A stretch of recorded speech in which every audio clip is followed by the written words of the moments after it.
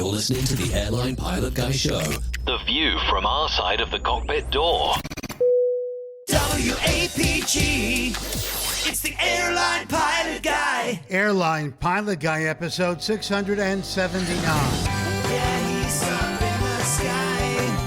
It's the Airline Pilot Guy. Hello, you're listening to the Airline Pilot Guy Show. The view from our side of the cockpit door with your host, Captain Jeff, broadcasting live from APG headquarters in Roswell, Georgia. Today's show is recorded the week of October 6th, 2025. Yeah, he's up in the sky. It's the Airline Pilot Guy. Picture light and he's flying by with the Airline Pilot Guy.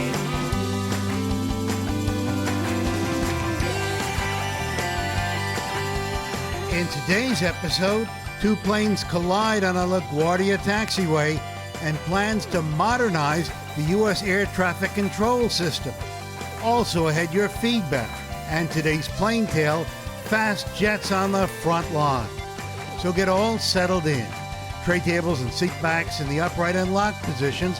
Electronic devices powered on. I'm Radio Roger, and Flight 679 is ready for pushback. Well, thank you, Radio Roger. He is an award-winning TV and radio reporter, currently at the number one all-news station in the nation, 1010 Wins, on 92.3 FM in New York City! Welcome to the Airline Pilot Guy Show. It's an aviation podcast covering the latest in aviation news and answering your great feedback. I'm Captain Jeff, a former U.S. Air Force pilot, retired Delta Airlines captain, and joining me from his studio, in Hartford, Hereford, and Hampshire. retired professional dog shooter, former RAAF fighter pilot, unemployed Airbus A330, A340 very senior captain, and head butt pusher for Virgin Over the Pond Airways. It's Captain Nick. It's always interesting to see what Captain Nick is going to have to have for me. Someone's been messing with. Yeah. Someone's been messing with my intro, Jeff. Yeah, I think I know. Okay, APG 679. There is an STD 679. Now, not a sexually transmitted disease, but a Lycoming OEM aircraft engine part. Now, each of the screws you can see on the screen, they're barely half an inch long, retails for a mere $98.75 each, which makes a contribution to the APG Coffee Fund appear all the more attractive and affordable. That's a good point. Thank you for making it. All right. I like that. Okay. So can you believe it? Nearly $100 for one. I've just put an order in for 20 of them. Ah. Well, there you go. Sell them for a profit. Well, I hope you don't. Hope you don't lose the screw, because that would be a screw loose. Okay, let's. Yeah. Lots of screw loose. Yeah, sorry. Yeah. So That's an expensive screw. Boom, boom. Said the actress to the bishop. Yeah. Okay. Well, from her studio in Toronto, Ontario, Canada, we have a retired financier and aviation enthusiast, spreadsheet master, and our producer. It's Liz Piper. Hi, everybody. Hope everybody's well. Good to see a good crowd in the chat room today. Yeah, it is. Oh, yeah. Very good. All right. All right, gentlemen, have a great show. Yeah, hoping not to disappoint. Oh, and just in case you're interested, we do plan on having some other co-hosts join us as the show is in progress. In fact, one of them I see in the live audience, racing home at breakneck speed, AJ. So, yes. All right, be careful out there. Don't break any laws. Or not too many anyway. All right, so let's go ahead and do some aviation news.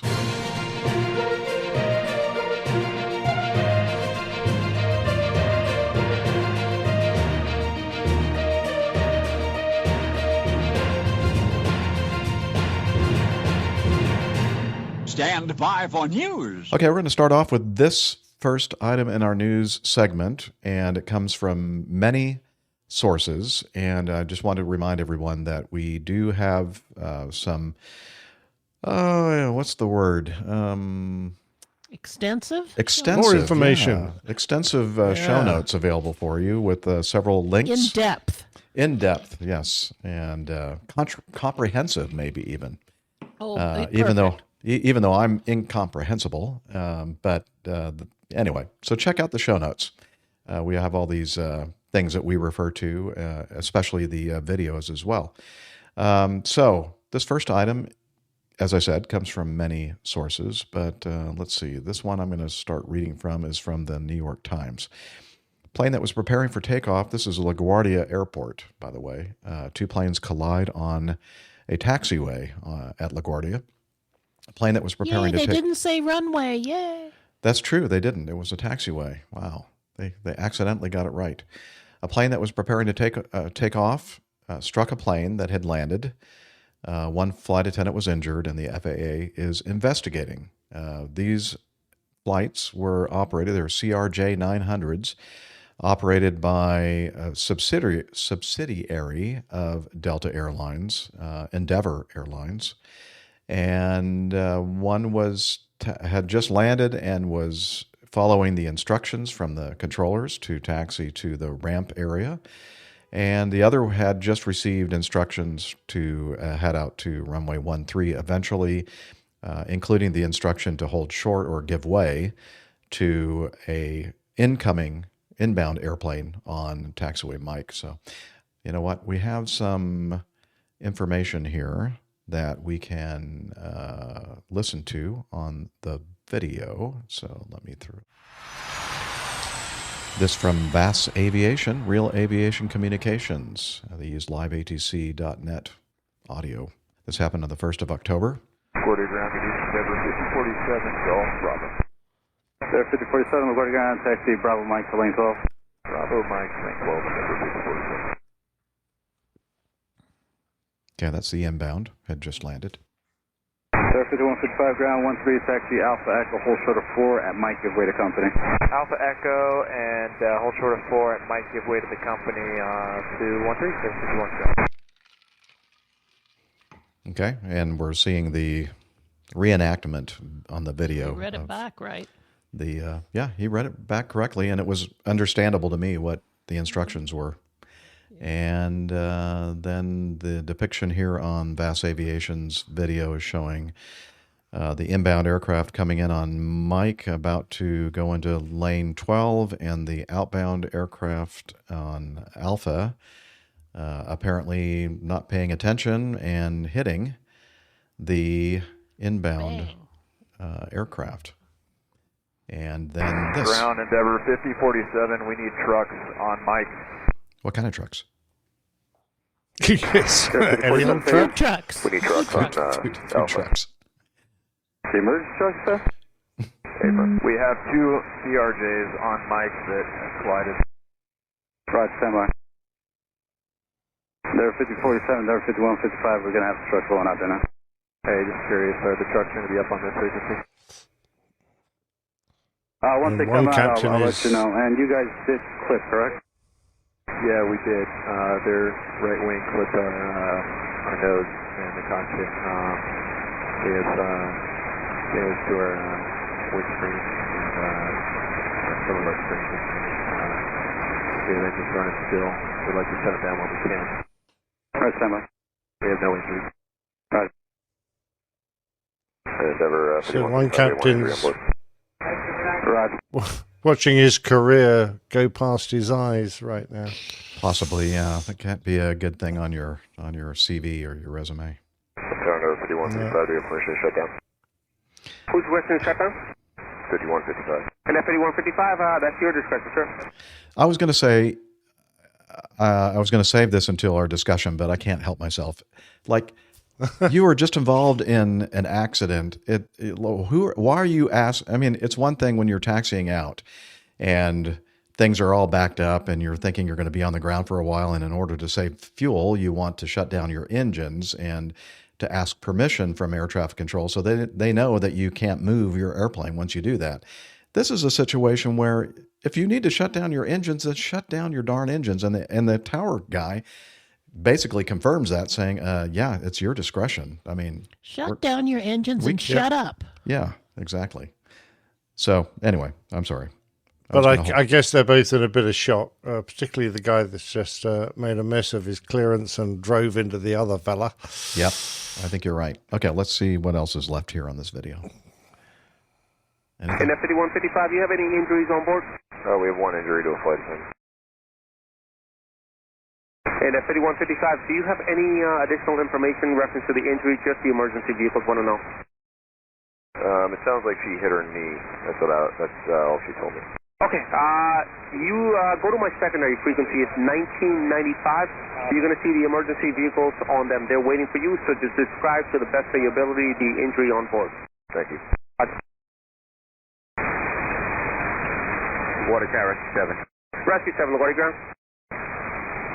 Can the pilot with the nose damage on the Embraer contact us through this frequency? Endeavor 5047. Rescue 7, they should be on frequency 1995. Try to 1995, Rescue 7, he's on that frequency. Copy that, thank you. It's not an Embraer, it's a CRJ, isn't it? Oh, yeah, good point. Only one minor injury was reported, according to the video here. Okay. And then we're going to play the next video, and that actually shows some closed-circuit television or video coverage of the actual impact itself. So here we go. I think. Here we go. So there's the inbound aircraft coming in, and then the one that's supposed to give way doesn't. And the right wing hits. I mean, clipping, I'd say clipping is a very minor way to describe what happened here the entire Not exactly a fender bender, is it? No, not at all. He nearly put his wingtip into the cockpit. So I expect the two guys in the other one were going, what is he doing? Oh, no. Oh, this can't be good. Yeah, it's not a good. Hell. Not a good situation. Time for dinner. Yeah, we're gonna have some talking to do. We're gonna have what do you guys say? To have some tea and biscuits with the chief pilot? Yeah, except no tea and no biscuits. Yeah, I didn't realize Captain Cruz is saying Embraer. Didn't realize that Canadair Bombardier had merged with Embraer. Something new. No, they didn't. Anyway, so I've been reading a lot of and watching other videos covering this accident. There has been, like Juan Broncolirio, Juan Brown of the Broncolirio channel was saying, that the instructions for the outbound aircraft weren't really clear, and I'm thinking, well, I don't know how much he's actually flown in and out of LaGuardia. I thought it was pretty clear. He told him to give way at Mike, so and he's approaching Mike, so I'm not quite sure how that could be clearer, but I think I even commented on that video's comment page, whatever, that he could have made it a little bit more clear if he had had a slight pause after he had given the instructions to go out to the runway and hold short of runway 4, in which they'd have to cross to get over to 13. But the problem is LaGuardia, as like many of these really busy airports, if you leave just a half a second or a quarter of a second too long of a pause in your communication, people are going to think that you are finished saying what you were saying, and then they start reading back and covering up the critical or crucial information of holding or give way to blah blah blah. So they're almost their arms or hands are tied. They have to kind of get all of it out in one thing, and you just have to understand what they're saying. And I really do think that they understood. It's just maybe the captain thought that that giving way at Mike thing was something like way down much further that he didn't have to worry about right now, or perhaps he was looking over to the left at his iPad screen, maybe referring to the taxiway diagram or whatever to make sure he was doing what he was supposed to do. Maybe the first officer may have been heads down doing something else. Didn't see the aircraft coming in, or maybe the first officer was saying, hey, boss, over here, stop. Too late. I don't know. It would be nice to hear the cockpit voice recorder in that particular cockpit. And They actually, read it both back of them. like there was no confusion. Yeah, there was no. I quite agree. It could also be quite amusing, but we had some fairly strict rules on the flight deck when we were taxiing, partly because we were in big bloody airplanes and the bits stick out a very long way. But so whoever was steering, could be either of you, their job was to keep their heads looking around and just steer. And the other guy was responsible for navigating, so that you didn't both go and put your head into the plates to have a look at, the taxiway layout or whatever. Someone always had their head out, 100% concentrating on where the airplane's going. So, it's a combined effort. If the guy with his head out didn't have his head out, or the guy that was supposed to be in charge of navigating was too slow to go, we're supposed to stop here, Catherine, then, that's how these things happen. But having said that, when an airplane gets that big in your windshield, you must be going, this is a bit tight. I think we'll just err on the safe of what is he doing? Caution here. Let's just slow down or just stop for a bit and just see what's going on. Good advice. And the other thing is, I wonder, and another reason why I would like to hear the cockpit voice recorder, after the instruction was read back by the first officer, was there a discussion between the first officer and the captain as to, let's say this clearance again, and let's make sure we understand what he wants us to do. I don't know. Maybe it just happened so quickly there wasn't time to do that. I don't know. But it was completely unnecessary, this collision. Yep. Yeah, we've had a few that we can understand how these mistakes happen, but this one, no, I'm sorry. Pretty cut and dried, I'm afraid. Peter's in our live audience says, well, he did swerve to the left. I got to give him that. Yeah, I don't know. It's almost like it gives that right wing a little bit more momentum to smash into that airplane. If you look at the video, it's pretty like crack the whip. Yeah, like cracking the whip. That's there. true. Yeah, you're right. Taking that slack out of the whip and making it really hurt. Really I don't know. that guy's windshield. Now, I do have to say that when I first saw the headline or the live whatever on X or whatever it was, I saw that two airplanes had collided at LaGuardia. I swear that the headline was that it took the right wing off of the CRJ 900 that struck the other aircraft. And I went, oh, this is interesting. Wow, that had to be a pretty hard impact for the whole wing to fall off. Would have been impressive. Yeah, but apparently Quite that was a bit of damage. that was a little overhyped. Yeah. Anyway, okay. So there are three major airports around New York, but all of them seem to have their fair share of ground collisions, don't they? Mm-hmm. Yep. Well, and then if you've ever had any experience on the roads in cars or other surface vehicles, you'd see that that's kind of a common thing in that whole area. Hitting other things. All right. Anyway, so the next thing, many of you may be familiar, especially those of us living here in the United States of America, that the government has shut down, and it's been shut down now for more than a week, and we have heard that there are some problems that are kind of creeping into the aviation services availability here in our country. One of which is Burbank, California. Burbank Tower, apparently, because of staffing issues, had to basically revert to non-tower operations there. And we have a little bit of audio to hear, kind of give you a little tease or a picture of what's happening out there. Tower, this is United 2304, requesting permission to land. Thank you for calling the Burbank Airport Control Tower. Please listen closely as some of our menu options have changed. For takeoff, press 1. For landing, press 2. For all other inquiries, stay on the line. An operator is not standing by. Yeah, so there you go. There's tough times in that tower. There's tough times there at Burbank Tower. Yeah. So,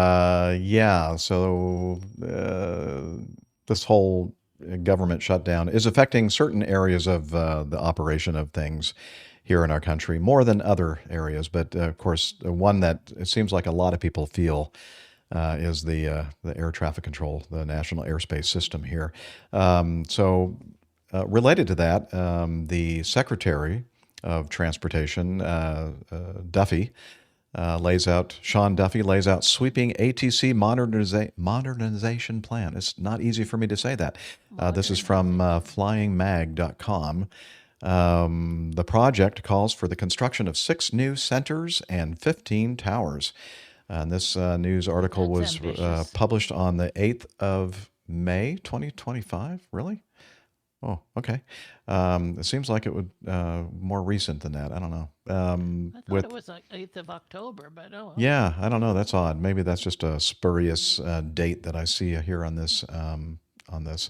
With Newark Liberty International Airport still recovering from a 90-second air traffic control blackout that left pilots in the dark, Transportation Secretary Sean Duffy laid out plans to monitor. Maybe this was back earlier in the year, and where he basically laid out the plan to modernize, and maybe this was just republished again to kind of emphasize the fact that our system needs to be refurbished and rebuilt and modernized.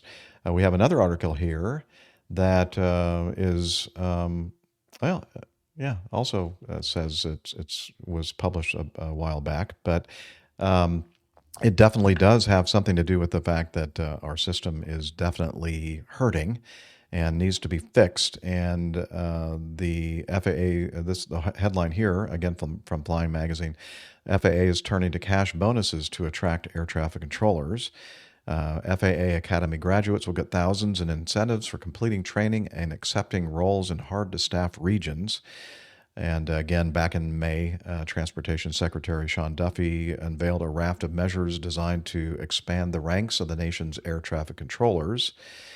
And I guess, what we can talk about right now that's happening right now is the fact that because the air traffic controller jobs are, they're government jobs, but they're considered very important public safety kind of jobs.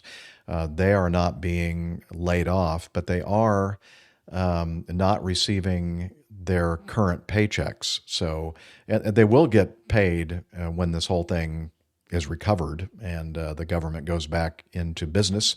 But as many of us know listening, there are a lot of people in this world, especially here in the United States, that live basically paycheck to paycheck. And so when you're thinking about the fact that, you have a mortgage to pay and you might have child care expenses, you might have educational expenses for your children, I don't know, you might have a mistress on the side. She's expecting her money too.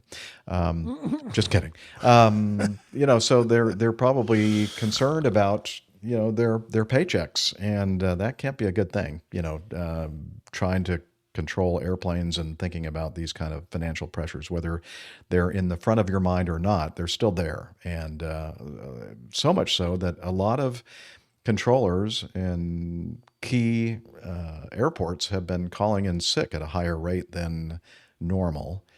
And that is causing the problem right now in the national airspace system. Apparently. Oh, Michael, main man Micah in our live audience says, the latest news today is that the chief executive is saying he's not going to offer back pay.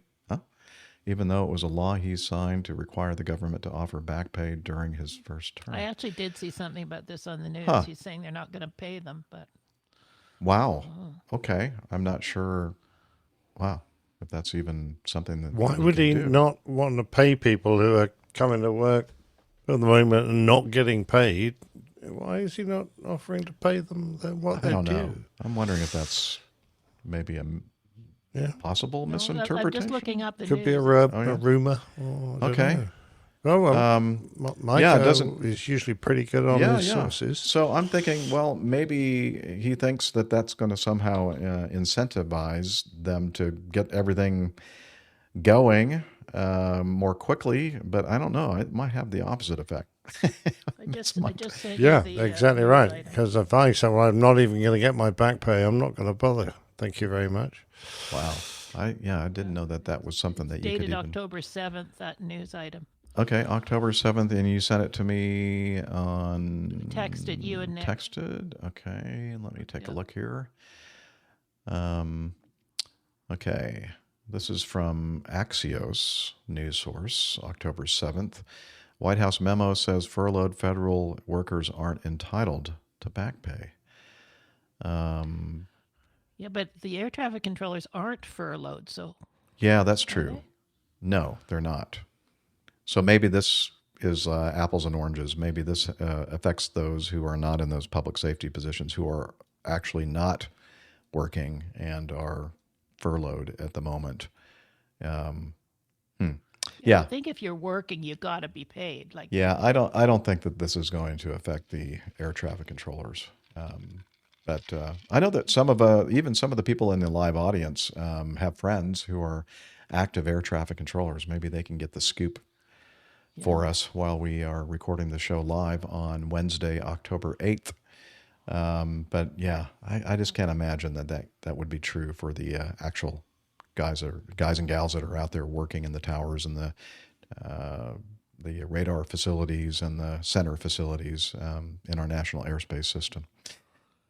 Anyway, so it's a mess, basically, and we're hoping that our politicians, get together and come up with a way to get the government working again and getting everything reset. All right. So Alpha Juliet looks like he has joined us. He is home from work, and whenever he wants to join us in the video, you're welcome to, sir. And I think he's still getting set up right now. Nope, here he is. Hello. Hello. So speaking of people that are working under governmental contracts, how has this affected your work, sir? Sort of, kind of, not yet. Okay. Technically, yes, but our contract is paid until close to the end of the month, or funded, I should say. Okay.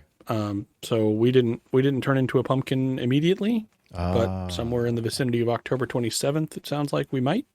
I see. So most of the building is gone. Oh no! What happened to it? Was there an earthquake or something? It's been honestly kind of depressing watching people come in and turn in their laptops and all that kind of stuff, because only a certain portion of the people in our building is considered essential. Mm-hmm. So a lot of people have been furloughed or worse. So. Oh, wow. That's tough. Yeah. Well, we're all hoping that this gets resolved. I think most people have the feeling that it will be resolved sooner rather than later compared to previous government shutdowns. This is not a new thing. You mean the last one? Well, the last one was kind of a long 35 days. One. Yes, much. Yeah. That was like one of the longest ever. But I think there was one longer than that, was like 67 days or something like that. Oh, wow. I think that was the longest one. That was a while back. Well, let's just hope. And if you're the kind of person that prays, let's hope and pray that the politicians kind of get their acts together and start thinking about, the people in the country that kind of rely upon paychecks and these services to live their lives. So we'll see. And I know you were talking about it just before I logged on. I was listening in the car on the way home, but you mentioned Burbank Tower being everybody not showing up. Atlanta Tracon is having some staffing issues as well. This past week, we had a NOTAM at our airport, or on the ATIS, that said no, Atlanta Tracon is not allowing any practice approaches due to staffing issues. Okay. So you couldn't do certain operations with them. They were very understaffed and overstretched. I remember seeing a memo that talked about the three big New York area airports, Dallas, Denver. I think maybe Vegas, and some more out on the West Coast in addition to Burbank. So, yeah, I mean, a lot of these facilities are definitely feeling the pinch and the effect of this political argument. So, and, we try not to get political on the show. So that's about as far as I want to get into that. But, yeah, let's just say that things are not running smoothly here in the national airspace system in the United States of America. And we're hoping that things will get better soon. All right, time to get to know us. Getting to know us, that's the time of the show where we get to find out what everybody has been up to between shows.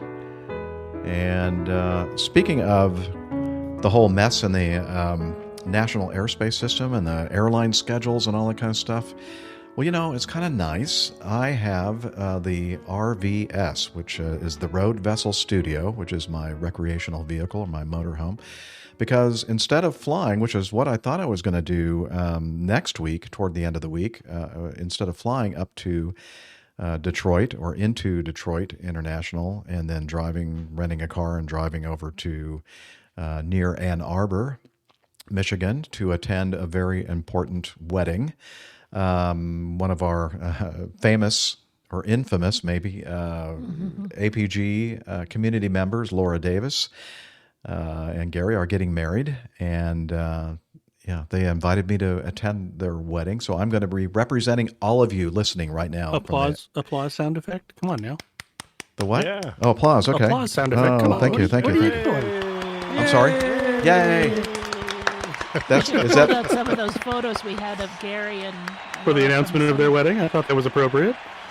Okay. Oh, I thought you meant for me driving my motorhome up there. Okay, I got you. No, that's a different sound effect. The sad trombone, or this, the laugh track. Anyway, So I. Well, for several different reasons, but I finally made the decision to drive the RVS up there, make it a 2-day trip. And so I'm looking so forward to attending the rehearsal dinner and the wedding Friday and Saturday. And Liz has made me swear that I'm going to take a lot of pictures and I don't know, maybe even possibly get some audio. I don't know. We'll see. But I'm looking forward to that. So I'll be avoiding this whole mess in the NAS. So good idea. Yeah.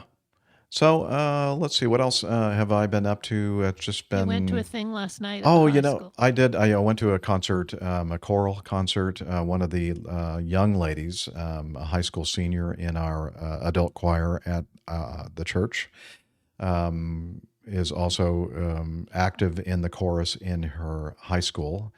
And they had a concert last night that I attended. That was nice. I did mention last week that I was going to be heading down to Fort Lauderdale to attend a celebration of life of An Tu, the young lady that was going to, the Vietnamese lady that was going to fly around the world, but then sadly, tragically passed away in a crash.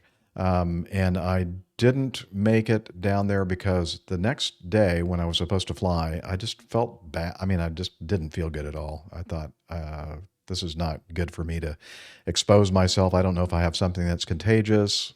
You were going to expose yourself? I was going to expose myself, Liz, yes. And that would have landed me in jail, I'm sure. But I didn't want to expose anybody to any germs I could possibly have. And I just felt bad, and I'm thinking this is going to be a situation where I'm going to be with a lot of people, and you hope that everybody's going to be positive and everything, and I'm going to be feeling like crap. So I decided to not go. So sadly, I missed seeing some of my new friends that I met in the last month or two. But anyway, so didn't do that. But did my normal singing. I've already sung in a couple of funeral masses since I've been back. My choir director, Jane, is very happy that I'm back. And I'm very happy to be back as well with my friends and singing with all my colleagues. And that's it. That's pretty much everything that I've been doing. So let's see. Who would like to go next? AJ, I think. Oh no, AJ, you AJ, held up. yeah. You held up your finger. So nope. Yeah, sorry. Let's see. How long has it been since I've actually successfully been on the show? Has it been 2 weeks? Successfully? I don't think ever. Well, okay. So I know we tried last week, and just timing didn't work, and technical difficulties and everything else. Been doing a good bit of flying. Got our 182 back from the club with a fantastic upgrade, all glass panel, new autopilot, all the modern bells and whistles, as they say. So that's been fantastic to fly. Other than that, just kind of normal daily stuff. Existing. My trainee, my first trainee at work, successfully passed her certification today. So she sat next to a representative from the FAA and worked a whole scenario and came out with flying colors. So excellent. I want to call that a win. So congratulations, Tango Lima. Good job. Peter says my internet in the hangar isn't up to snuff. Oh, that's okay. It's just the video part of it. Just a little jerky. The audio part is fine. Well, that's how I am. That's just me. Audio is perfect. Yeah, I hardly even noticed. But he's right. The video is a little bit affected, but that's okay. As long as we're getting good audio from you, we're good. Okay, cool. Yeah. All right, very good. Doing some rollerblading. How'd you? Didn't you have that's a right. video of some skating? Yeah, rollerblading. AJ? No recollection. Why did you hit your head or something? Falling, rollerblading? Yeah. Well, you should have worn a helmet. Man. I have a weird bump on my head. I don't know where that came from. No, I was a little not stressed, but a little rushed for time. So I did not have a chance to load anything onto my computer. So it's all stuck here on my heathen Android device. Wait a minute. I thought Nick, you were going to play something. Oh, did you have a video? Oh, I've got some video for my bit, but but I thought you didn't. I did. I've got that. That's what I'm thinking. Just quickly load it up. I think you should. That's a really good idea. Yeah, this will all be edited out of the audio podcast. Peter Tarantelli has a comment here. Peter says, "Congrats to the instructor as well." Yeah, way to go, man. Thank you. Yeah. What did I call it? AJ Skates. Here we go. Sounds like it. Yeah. I'll let you do the commentary, AJ. I don't, does it require commentary? I think the video speaks for itself.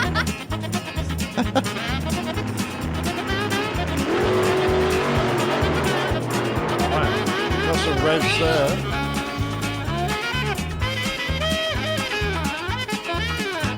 Nice. Very good. My children were thoroughly convinced that I was going to injure myself quite severely. Well, you proved them wrong. Proud of myself. Yeah.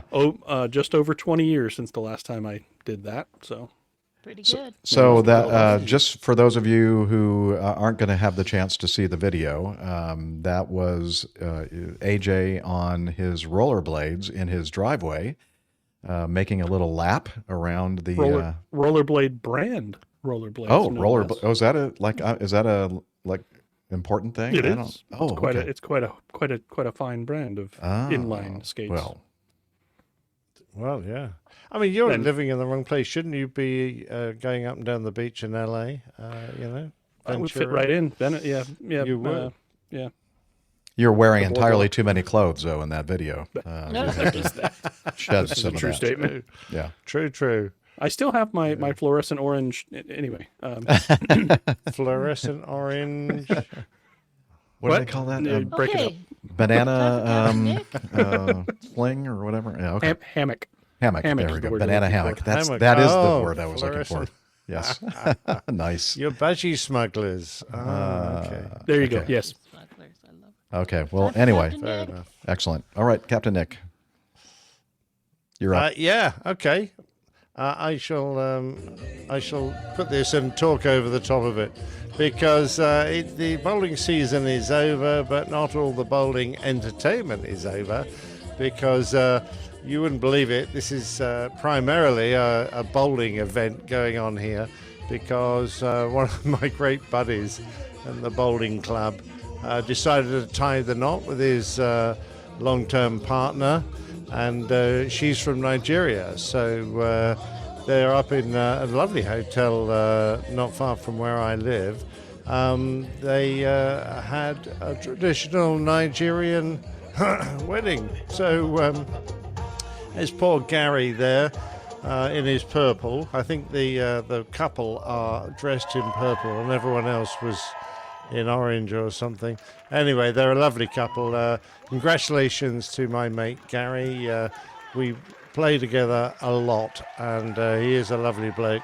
And his lovely bride, Whitney, is a gorgeous lady as well. So that was great fun.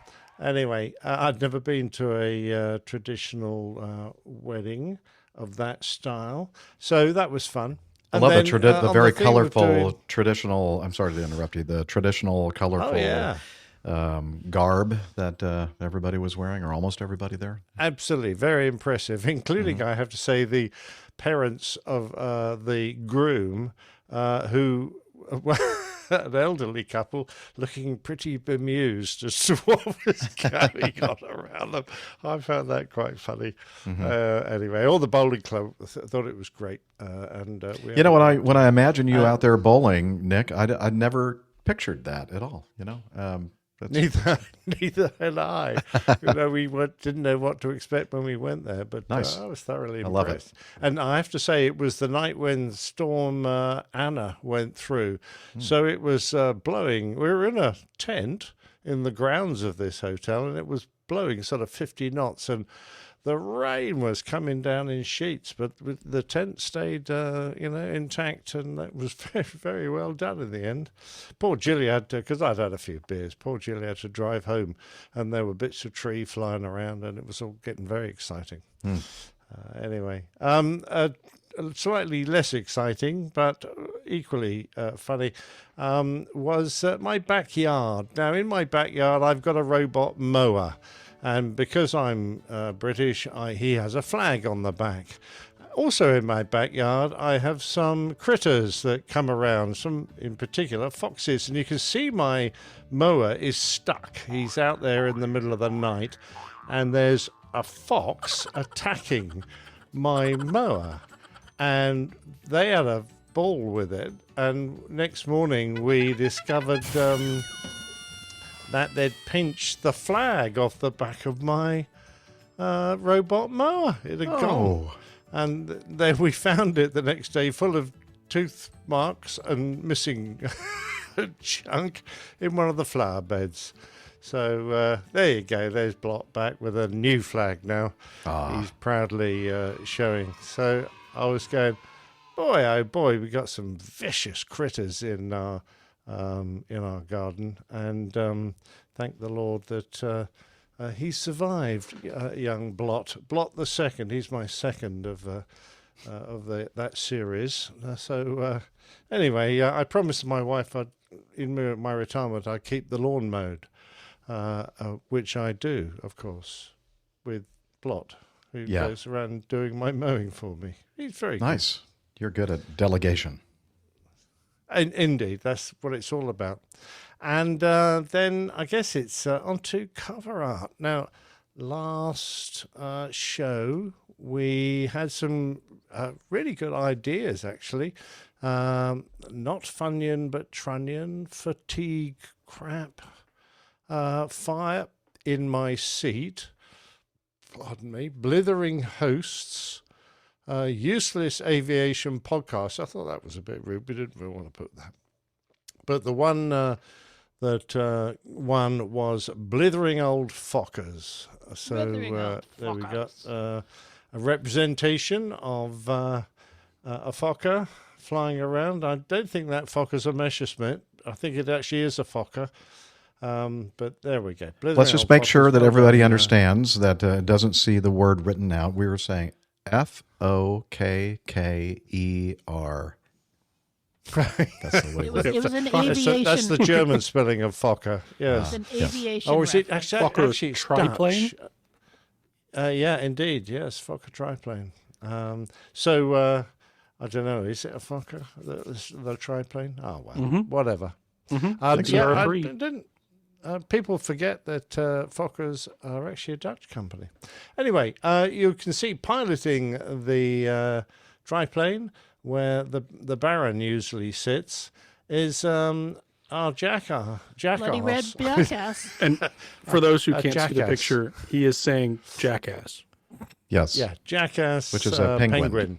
is piloting the Fokker, and on the side of the fuselage, the show number 678. That was, and there you go. There's the top of the wings, because our logo takes pride of place where normally you get something like an Iron Cross or a German cross there, but we've got our logo instead. So that was good fun. That airplane seems to have seen a bit of action there. Fabric looks a little worse for the wear. Yeah. Well, you know, when you've got a penguin flying it around, anything could happen, I suppose. It looks like they're not very good pilots. Well, go back to that, Liz, that last slide, please. It looks like maybe they were involved in a similar taxiway incident. On the right wing. Looks like there's a disconnected wing support. Oh, yeah. The guy wire. Oh, yeah, they've broken a spar there. Penguins are not good flyers, are they? Apparently not. No. Okay. There you go. Very Particularly good. the jackasses. Loved it. Oh, the African penguin is their other name, by the way, in case you're wondering. Thank you, Captain. So Cruz. thank you very Wing much stretch. indeed for all those good ideas. Yes. Yeah. And hopefully we'll come up with something for this show. I'm sure we will. It'll be very entertaining, I'm sure, as well. Coffee fund. There you go. All right. Oh, coffee fund. All right. Then I should... Coffee fund. Yeah. Johnny, how much more coffee? No thanks. I love coffee, I love tea, I love the APG community. Coffee and tea, and the Java and me. A cup, a cup, a cup, a cup, a cup. Oh, yeah. The APG Coffee Fund is your way to support our show financially if you have the financial resources to do that. As we usually warn you, if you need your money for like shelter, food, clothing, flying lessons, so don't spend it on us. But if you got something burning a hole in your pocket and you want to contribute to our show, you're more than welcome to. A couple different ways you can do that. One is the APG Coffee Fund Classic method, and as per usual, Dr. Mahzuz gives us a nice generous donation every month using the Coffee Fund Classic mechanism. Thank you very much, Dr. Mahzuz, and he's here with us today in the chat room. And let's see, the other way that you can support us is to become a patron of our show at patreon.com. And that's basically you pledge a certain amount per episode. You can designate how much, a maximum. Don't worry, we're not going to do any more than 4 or 5 of these things per month. But anyway, if you want to support us, a couple different ways to do that. You can find out more about how to do that by heading over to airlinepilotguy.com/coffee. You'll be glad you did. We will too. So what we're going to do is we're going to do this week's installment of the Old Pilot's Plain Tales. Take it away, Old Pilot. The Old Pilot's Plain Tales. Fast jets on the front line. I'm delighted to be here with Alan Munro to discuss his new book, Fast Jets on the Front Line. Mainly because it's a great read, but also because it will be like walking down memory lane for me, because we share so much in common. We both started our flying careers in the Air Cadets on gliders. We were both awarded flying scholarships at the same little airfield, Fair Oaks, before starting our careers in the Royal Air Force. We flew some of the same jet fighters, the Hunter, the Phantom and the Tornado, and served at many of the same bases. We were both RAF flying instructors, and we concluded our flying days in the civvy world, flying the most advanced airliners of the time. We've even shared some navigators. Now, before we delve into some of the fascinating parts of your book, I wonder if you could set the scene by giving us a little condensed version of your wonderful flying career. It was more of a rogue's progress. Starting, as you rightly say, with gliders in 1957 at Hornchurch. After Then that? 170 hours on London University Air Squadron, flying the Chipmunk at White Waltham, and then into the Air Force at Acklington Valley. And we're into the book now where my legs were too long. So I got my lightning posting. Went down to see the doc because I had a cold, and you had to do that in those days, and he filled in a little form that says, no flying 48 hours. And then he said, look at your legs. He said, I don't think you'll ever get in the lightning. And he got his measure out, and he said, not a bloody chance. And he filled in a second form saying, can't fly lightnings. And my boss went absolutely spare, and before the day was out, I was posted to Javelins. You had an entire tour flying that amazing aeroplane. It was. And what? Not only that, you did it out in the Far East. Yes. Oh, tell me what that was like. Hot. Well, you see, this is where the book goes live, really. And I've described what happened when myself and my navigator were sort of coming up to what was called operational. And the flight commander says, who was a real gentleman, Jim, had a polo pony and all the rest of it. And he said, well, look, we were supposed to give you a checkout flight and a briefing, but right now we need a crew on QRA. So you know what to do.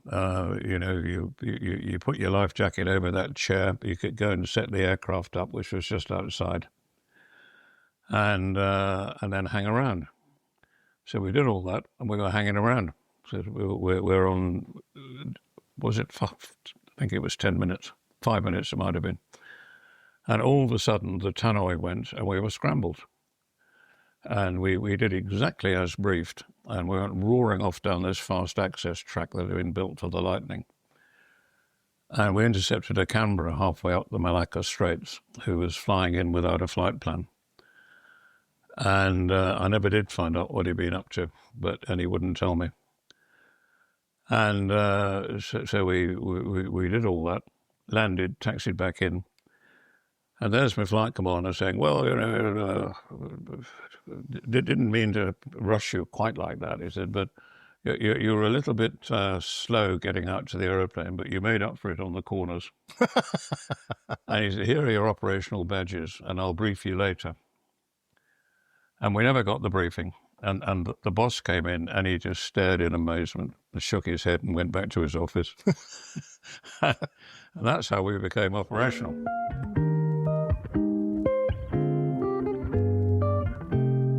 But it was a great joke that because entropy being what it is, if you put the burner in on the runway, you lost 3% power.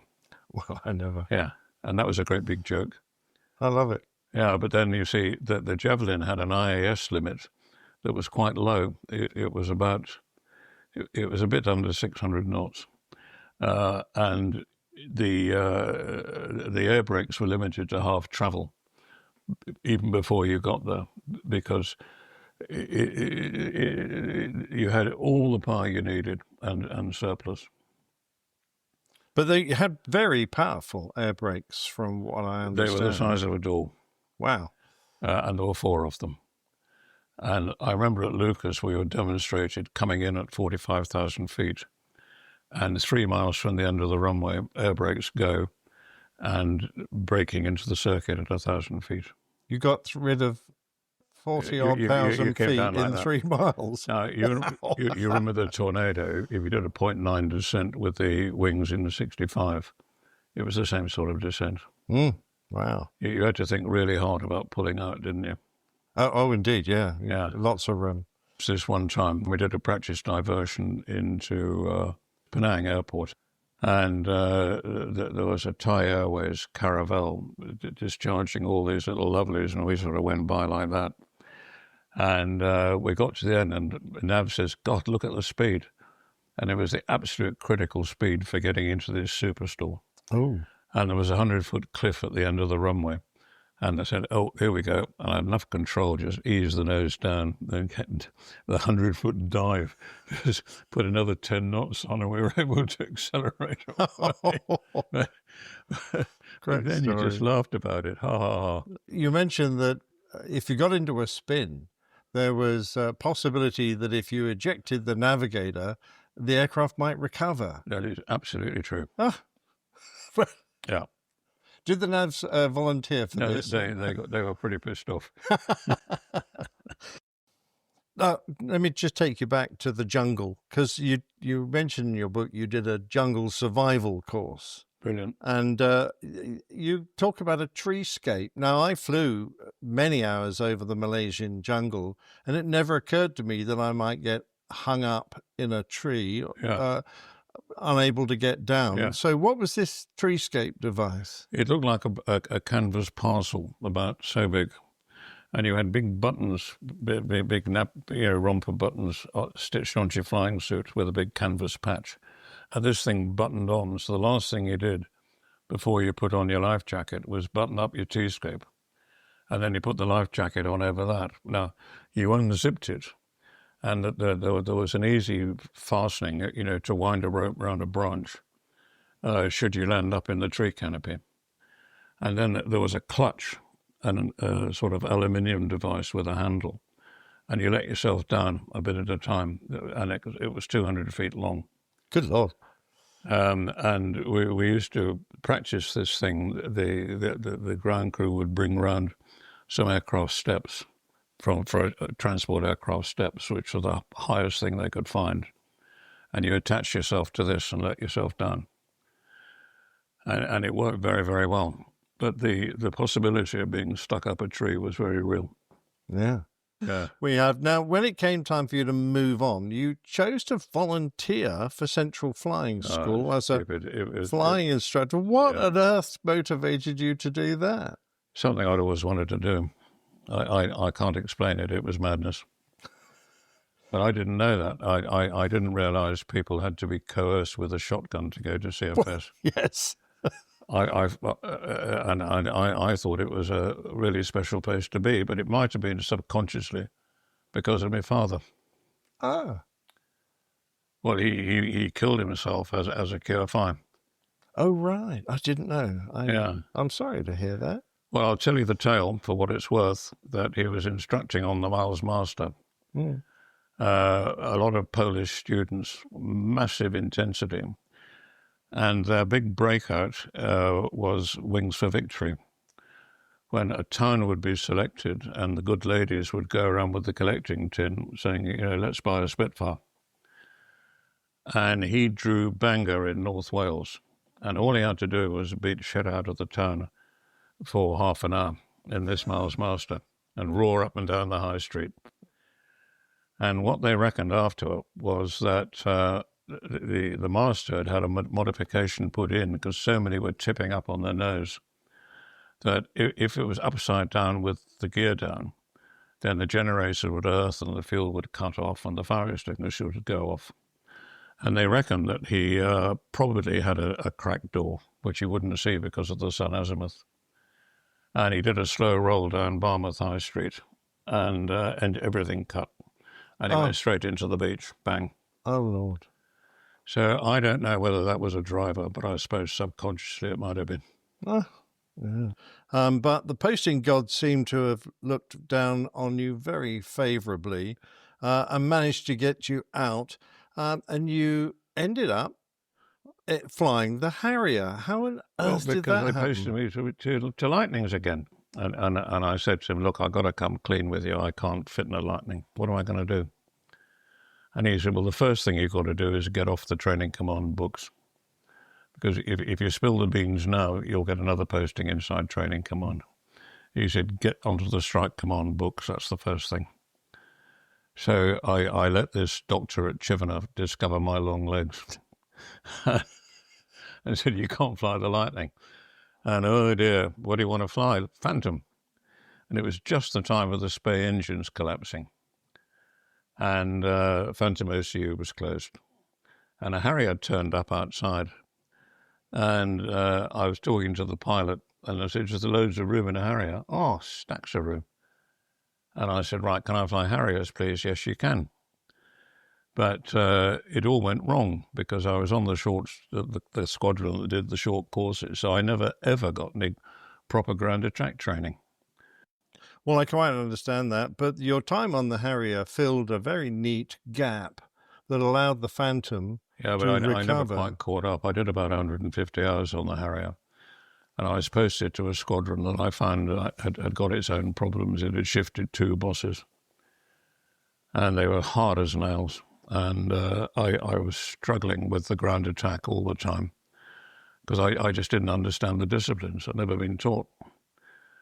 And in the end, I remember going onto the range at Detchimano, and it was Sneb first, and I fired a rocket and I was the only guy who got a direct hit. And I was so pleased I broke into the circuit. Wrong way. That was the particular day they changed the circuit direction.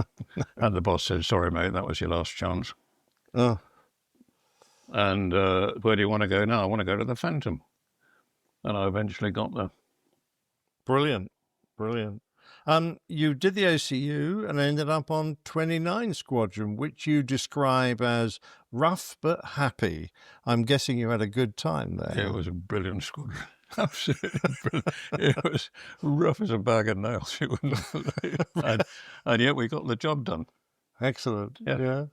It was helped by, we had a Canadian exchange crew, and I got crewed with the navigator. And the Canadians disrupted every staff meeting on a Friday with opening up a gin and tonic mine on the coffee bar.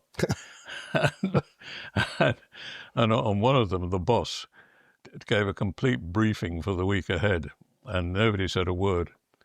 And he said, Ryan, any questions? And said, well, yes, that was actually what we did this week. What are we doing next week?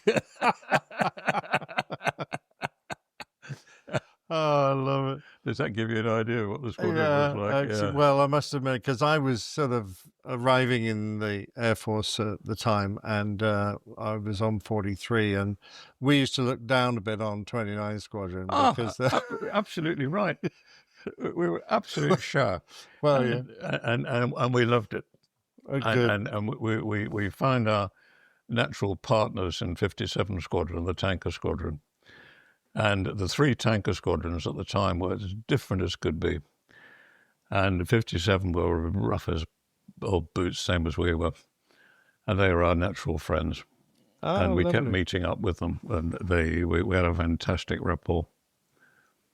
Brilliant. Yeah. Now, this was the time our careers actually intersected. As you mentioned, reinforcing 43 Squadron at Kinloss. Yeah. We were up there holding Northern QRA because our runway was being torn up. And it was a period I well remember. So how long did you spend up there? 3 weeks. 3 weeks. I must have been back with my lovely wife in our married quarter at Lucas because I don't remember ever seeing you. We were saying earlier that it's quite incredible that we had such a parallel career. And we kept sort of passing each other. Like ships in the night. Yes, absolutely. But 43 was amazing because my briefing for flying the FG1 was, and don't forget it hasn't got a battery. Oh yeah, okay, fine, thank you. Now, I read you were lucky enough to go to RAF Lucca on the island of Malta for your annual gunnery practice camp. We did that once. But the tragedy of the Vulcan crash that you witnessed notwithstanding, I bet it was a great place to spend a few weeks. Yeah, it was. It was phenomenal. I preferred it to Cyprus. Oh, really? But the Vulcan, I've got my own ideas, which are slightly different from the Board of Inquiries. Well, perhaps you ought to explain what you saw. What happened? Before we went, we were paired up, you see, to do a pair, go off as a pair and join a specific tanker at half-hour intervals. Another tanker, another pair, another, and it was all, what do you call it, fallback, so if a phantom went unserviceable, somebody from the next pair moved up. And I was left with a guy who was subsequently my flight commander, and he knew him also very, very well from the Lightning. And he reminded me that since the RAF had built a massive new hangar, when the wind was a particular direction, the hangar could cause a wind shear of 40 knots. Oh, wow. That's a lot. And that is massive. Yeah. And you're halfway around finals and you lose 40 knots. And that's exactly what happened. And I put 40 knots on the landing speed, thinking this is ridiculous. We're up 220, something like that. Yeah. Coming around the corner. Ridiculous speed. And sure enough, wallop, 40 knots gone off the ASI. And that's interesting, you see. So just as we were signing in, somebody said, "Look at that." And I looked through the door of the line hut, and there was a Vulcan bogey with no Vulcan. And this thing crashed onto the ground and bounced off. So we all went rushing out, and I grabbed my camera. And we watched this Vulcan join the circuit with flames belching out of the wing. And what we didn't know was that our tanker had landed shortly after us, and the captain had grabbed his headset, gone rushing back to the tanker, thrown the battery on, and plugged in and said, "Vulcan in the circuit, get out, you're on fire." And that was the first they knew, because the RAF was handing over to Maltese. So the Maltese had the tower, and the RAF had the radar room, and he was still on radar frequency. And the Victor captain worked all this out as he was running back. And so he gave the broadcast on the most likely radar frequency. And he was right. But the guys in the tower just didn't know what to do. They'd never been briefed and never covered this situation. And they hadn't got access to the RAF frequencies. Absolute shambles. Mm. And the result was, you see, they were carrying 2 crew chiefs, and they couldn't abandon because the pilots saw them trying to get out. And they knew they hadn't, and the pilots never ejected. And when it finally blew up, we saw these 2 ejection seats just thrown out of the fireball. And they worked, and 2 parachutes coming down. And we thought, this is terrible. But you see, going back to the cause, I'm absolutely convinced that these guys hadn't put on the 40 knots for mother. Oh. And they suddenly lost 40 knots in the final stages of the approach and fell out of the sky. Mm. Yeah, that's terrible. To me, that is so obvious and so basic that I'm not sure that was what the final conclusion was. Maybe it was. I can't remember now. My thanks to Alan for all his wonderful stories, and we'll catch up with him again on another Plain Tale. Well, I, for one, cannot wait. Wow, what a treasure of information and stories and classic traditional jets. He's real old school. I mean, he was in about 10 years before me. So he was in the Air Force when we had a huge Air Force, and spread out across the globe. Things are a lot different now. But his stories are fantastic. I love them. He's a very pleasant chap to spend an afternoon with as well. Anyway, I'll work through the rest of that interview and see if we can get another tale out of it. Absolutely. Otherwise, well, are you enjoying that food there, Jeff? I am. I'm enjoying some Parmesan, freshly shaved Parmesan cheese. Thank you very much. I'm making too much noise with it? Sorry. Just making me feel hungry. Oh, I'm sorry. How do you shave a Parmesan? Very carefully. With a razor. Very carefully. Hot towels and a razor. My favorite little anecdotal. Well, there's so many in that interview. That part 1, I guess. But the talking about the ejecting the navigator if you ever get into a spin. I forgot what airplane that was, but That was the Javelin, yeah. The Javelin, and I think you asked a great question, like, what did they think about this? And they said, well, they were pissed. Yes, indeed, yeah. I'm sure they were. Yeah, but no, I think there's some stories of that happening in various aircraft, actually, because, someone ejects, it shifts the center of gravity, and the aircraft breaks out of the spin. So that's actually the checklist item for, like, if you get into a spin, the first step is to eject the navigator. I think. Yes. Perfect. Anyway. Brilliant. Anyway, very thanks enjoyable. very much for that, Alan. And I shall look for some more stories. Perfect. All right. Some feedback, All right. gents? Yeah, I think it's time for some feedback.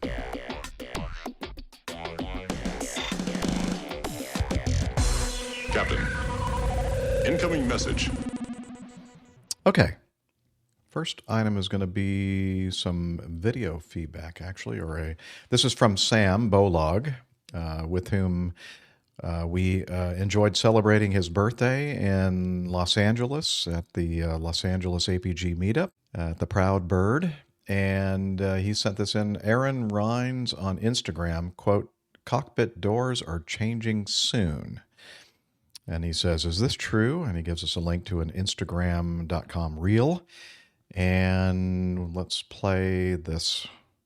Cockpit doors will soon look like this. Airlines in the U.S. now just have 1 year to meet the FAA's new safety standard. This secondary door, called a secondary barrier, will provide security in the brief moments where the main cockpit door has to be opened, such as when the pilots use the bathroom. So as you probably guessed, this would block access to the galley or bathroom for passengers when in use. Therefore, it would only be in use when the cockpit door is open, not during the whole flight. So get ready for this to be the norm, in the U.S. at least.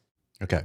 So that rule, I believe, first of all, to answer your question, Sam, yes, this is true. And I believe it is a final rule that was passed way back in 2023.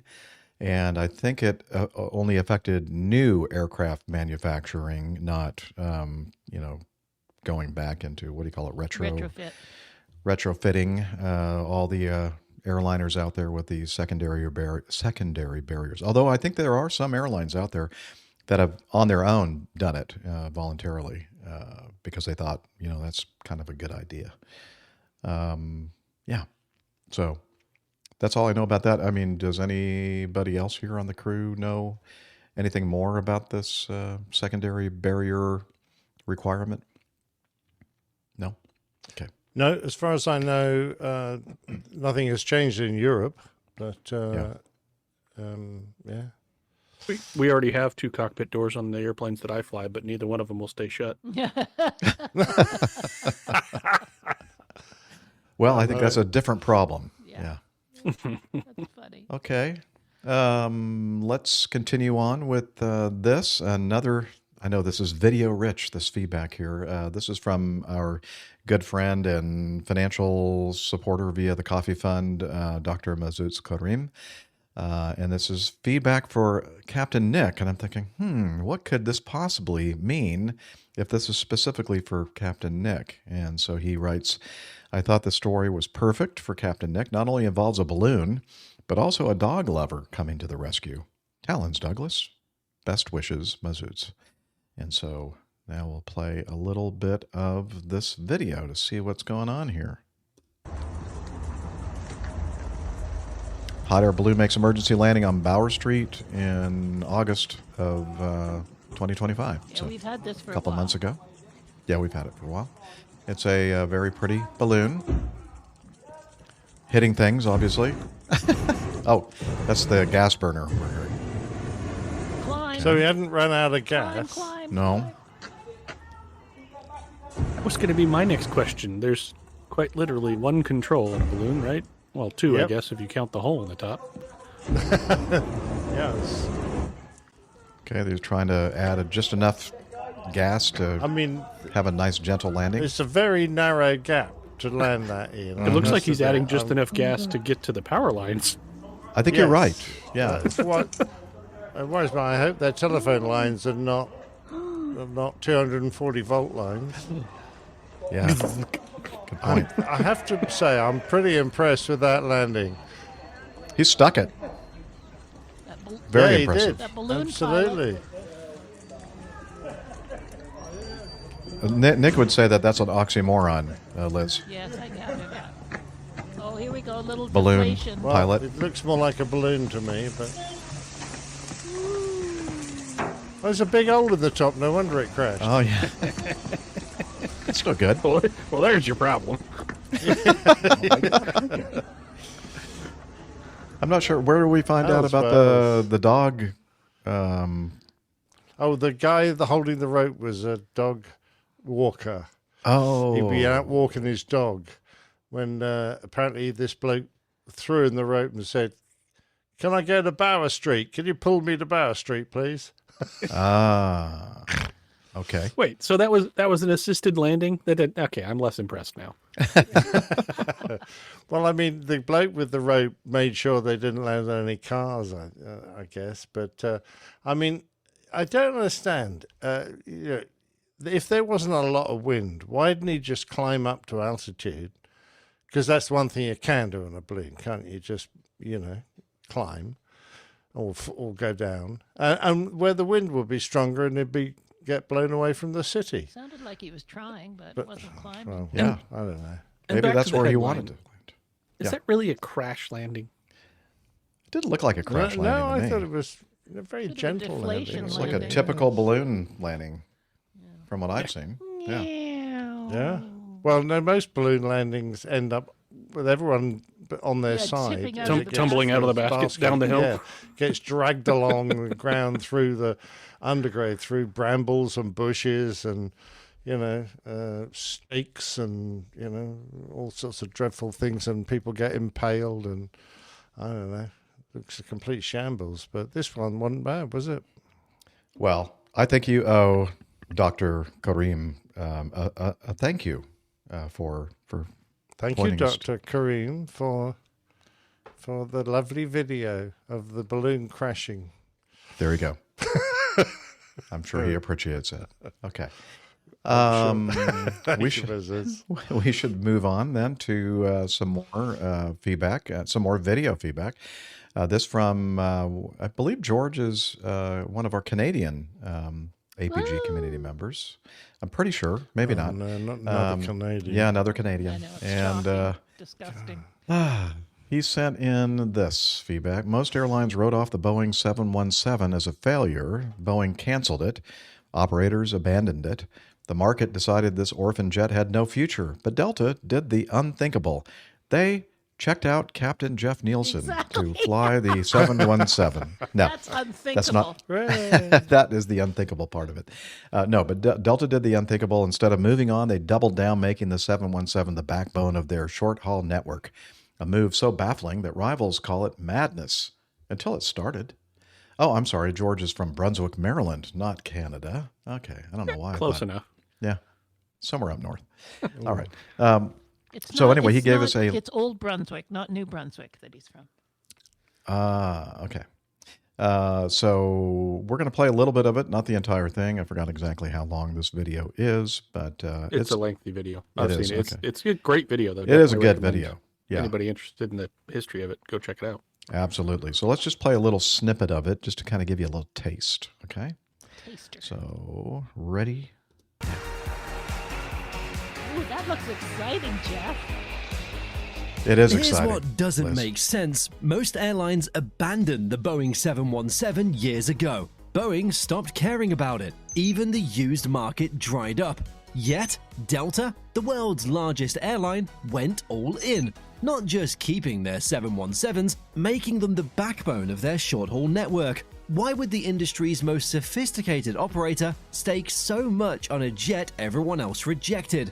This isn't nostalgia, it's not stubbornness. There's something Delta discovered that everyone else missed. A calculated gamble that's been paying off for over a decade. Think about it. Hawaiian Airlines is the only other major operator left. Everyone else, they've moved on to shinier, newer jets. For them, the 717 is aviation's equivalent of a flip phone. Outdated, unwanted, irrelevant. So, what secret did Delta uncover Why does this forgotten jet still anchor their network? And how much longer can this contrarian strategy actually work? Not much longer, because Captain Jeff is now retired and can no longer fly the 717, and so no one else is qualified. Nobody else is really qualified. No. And for dating the airplane, one of the airplanes pictured in that video had TWA livery on it. So it's been gone for a little while. Yeah, well, I think the last one was actually made and came rolling off the line 2006, I believe, and started production in 95, I think, or 96, whatever. It was actually the McDonnell Douglas MD-95, but when Boeing basically bought and took over McDonnell Douglas, they decided to slap their name plate on it. And I don't think they ever planned for this airplane to be, continuously manufactured, and they kind of wrote it off, I think, even before they bought Peter McDonnell has Douglas. a question for you there, Jeff. Peter says, how did the 717 compare to the DC-9? Well, interestingly, the 717, I've flown a couple of variants of the DC-9, the DC-9 MD, actually, the DC-9-88, which is the MD-88 and the MD-90, and then also the 717. The Boeing 717 is almost completely identical as far as dimensions as the DC-9-30 series, within inches in almost every way that you can measure it on the exterior of the aircraft anyway. Of course, it had nicer engines, had Rolls-Royce, a joint effort between Rolls-Royce and BMW, I believe. The BR700, I think, is the engine designation for the thing. Very, very good, solid, strong, reliable engines on the aircraft. And, of course, they put a whole new suite of avionics. So it's all modern screen avionics with it's all glass, and of course the combined flight display, and instead of the old 6-pack, which is most of my career, I flew the standard traditional kind of instrument package, and this had the newer layout for the more modern jets, and it had a different box, different flight management system on it as well, very similar to the Airbus boxes. So it was a great airplane, but in many ways very, very similar to the DC-9-30. Captain Cruz says, isn't it an MD-87 with MD-90 engines? No. Both the MD-87, 88, MD-90 were all much longer aircraft. This is a much shorter fuselage carrying fewer passengers. The MD-90, let's see, the 88 and 90, I think we carried somewhere between 150, 160 passengers. The Boeing 717, at least the way Delta flies it, is 110, I believe, in a 3-class configuration. And no, it's not an 87 with 90 engines at all. The 90 had a International Aero Engines 2500, the power plant that powers many of the Airbus A320s. And that was also a good engine, but it wasn't, Rolls-Royce wasn't part of it. It's a completely different engine. So, it was a good airplane. Very much, I've never flown a business jet, but I would imagine that flying a business jet would be very similar to the way that this airplane handled. It was very responsive, and great jet to fly. Very reliable. Yeah, never had any issues with it. So what was the business decision that Delta took to continue flying it that made so much sense? In the video they'll definitely, they lay it out very well in the video, but basically it's that combination of mainline kind of non-regional jet kind of reliability kind of thing. It's more of like mainline big airplane, beefy airplane kind of structure and reliability, and the number of passengers that it carried was just like fit in this little window that was, or the niche, or if you're French, or niche if you're not, of the market, where The regional jets didn't carry as many passengers as this, and most of the mainline airliners flew, a lot more passengers. So this just fit the market perfectly, and especially the short to medium range markets. And that's why Hawaiian Air flew. I think they're still flying, aren't they? I think Hawaiian's still flying the 717. Maybe I think not. we need to go to Hawaii and research. You're right, Liz. We do. The APG crew needs to fly to Hawaii to kind of investigate to see if they check it out. Just see if there are any left. Yeah. Yes. But because of that inter-island kind of market, this was, again, another perfect jet for that as far as the number of passengers. And, it's not the most economical operating jet compared to some of the modern airplanes out there. But as far as the... Well, when you're flying all these short legs, it doesn't make quite as much difference. Exactly. It's not like you've got to go halfway around the world and still make a profit. You loved your angry puppy. Yeah, that little angry puppy was kind of a fun airplane to fly. And we call it, many of us called it the angry puppy because a lot of people called the MD, Mad Dog, the MD series of aircraft. We called it the Mad Dog. So the Boeing 717. Captain Cruz just blew our called trip it the to Hawaii. Boeing 717. Oh, Captain Cruz, I don't know. Do we trust him to? We don't. No, we still need to go and investigate. But he says that Hawaiian is still flying the 717. I thought so. Yeah. Okay. Yeah. So thank you very much, George, for sending in that video. And again, we'll have this in the show notes for all of you out there to take a look at it. I think it's definitely worth watching. All right. We have this feedback from one of our most important airline pilot guy, APG community members, Tanya Weiman in New York City. And she's actually here with us in our live audience as we record the show today. Now, I don't know. Am I allowed to read this, Liz? Because she addressed it to you, not yes, anybody you have else. my permission to Oh, read it. thank you. Okay. Hi, Liz. Attached is a photo from my meetup with friend of the show, Captain Ian Palmer, and a short audio feedback. Sadly, only me, but hopefully I'll get Ian on the mic as well if we have a chance to meet up again. All the best, Tanya. Okay, so she sent us this audio feedback, which is very, very good. Is that music a little bit too loud? Do I need to turn down the volume a little bit? Okay. Couldn't tell. But, and you'll understand why I'm playing this music in the background here as soon as we start hearing from the lovely Tanya. Hello, APG crew and community. This is Tanya in New York City. Long time no feedback, but I did want to send in a quick audio feedback since just recently I met up for the first time with friend of the show, Captain Ian Palmer, who's our favorite active Acme Red pilot. Of course, our favorite retired Acme Red pilot is our own Captain Nick. Ian was Nick's first officer several times, and he's also a professional drummer. So when Nick interviewed Ian for Airline Pilot Guy in 2020, we started communicating since he had, at that time, of course, it was coronavirus, so we were all locked down. So he was doing some Facebook Lives on his Facebook page, just drumming and chatting, and built up kind of a really nice community there.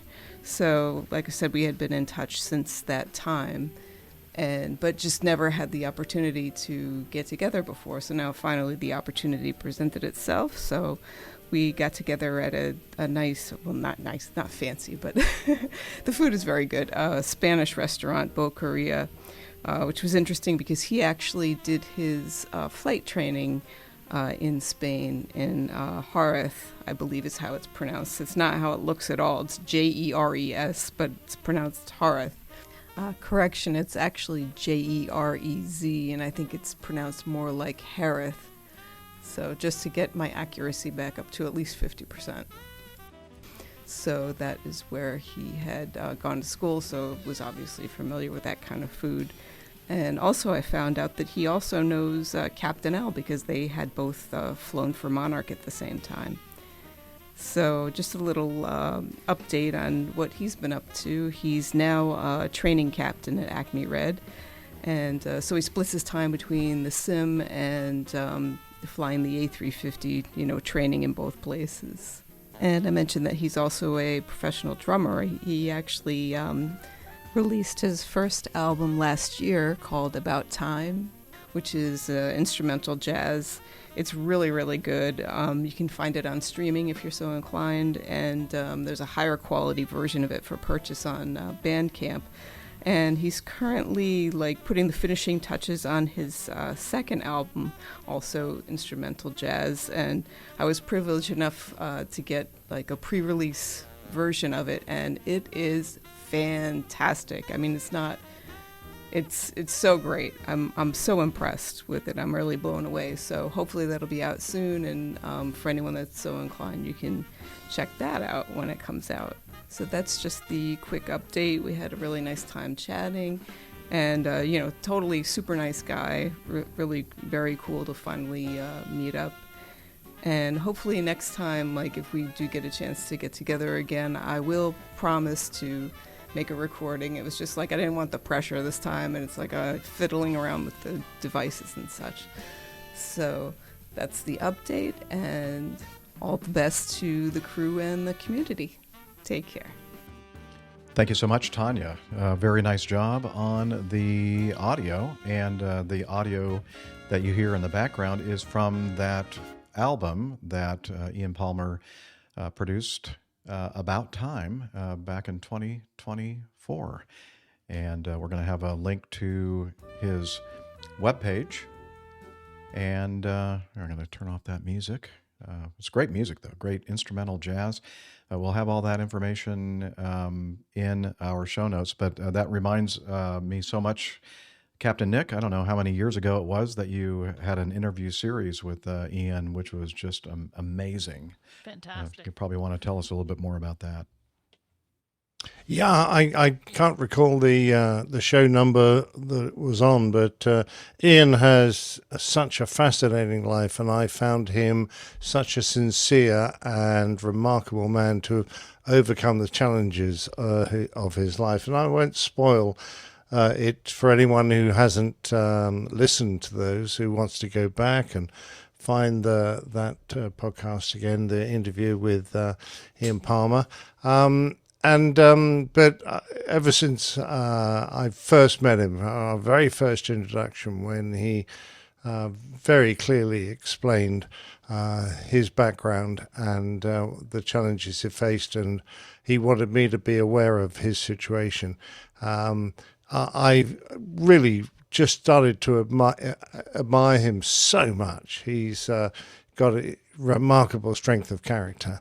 And he is such a lovely man from a great family because, of course, his uncle was the Palmer in Emerson, Lake and Palmer, the band that we often remember from our time. If you're a bit younger, you may not know of them, but the Fanfare for a Common Man, I think, is one of their most famous tracks. Great band. Yeah. Yeah, indeed. And they played in the introduction to the Olympic Games, the opening ceremony. He's just a fantastic bloke. And I follow his career now because, of course, he's been promoted to captain, and he now flies the 350 as a training captain. So he's done marvellously well for himself, and very impressed. And I look forward to the chance of bumping into him again. Perhaps, you never know. Speaking of that, I'm actually off to go and meet with our old friend Captain Al and Pilot Pip, and possibly Air Traffic Controller Adam at a curry house later this month. So we're looking to all join up again and have a meal together, which will be fun. I'll try and produce some audio from those boys. But it's really nice to keep touch with old friends. Ian Palmer is a world-class drummer, and it's all documented on his website, ianpalmer.com. Again, in the show notes. And also, Liz is telling me in the back channel that 424, episode APG 424, was part 1 of the Ian Palmer interviews. Again, we'll have all this information and links in our show notes. Hey, exciting news. We have Dr. Steph joining us. There's a Better late doctor than in the never. house. Yeah, I thought you were going to say, speaking of long-lost friends. I don't yeah. know. Oh, wow. I've forgotten what you look like. Old home I week. know. Yeah.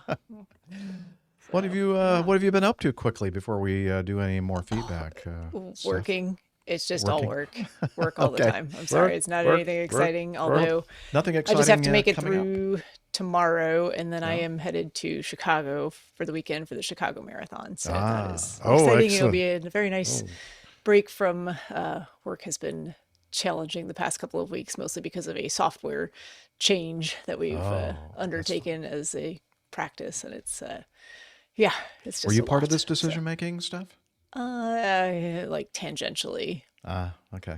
She's not taking any You're responsibility. not going to take any blame, huh? Okay. Well, I mean, even if I had said no, it would have happened anyway. So Wouldn't make any difference. doesn't make a difference. We're here now. Yeah. I mean, it's software that I've used for years and years at different points in my career, so I'm quite familiar with it. But that does not hold true across our group. So there's a lot of imagine if you'd only ever used an iPhone for, I don't know, call it 25 years, and then someone hands you an Android and says, well, it does all the same things.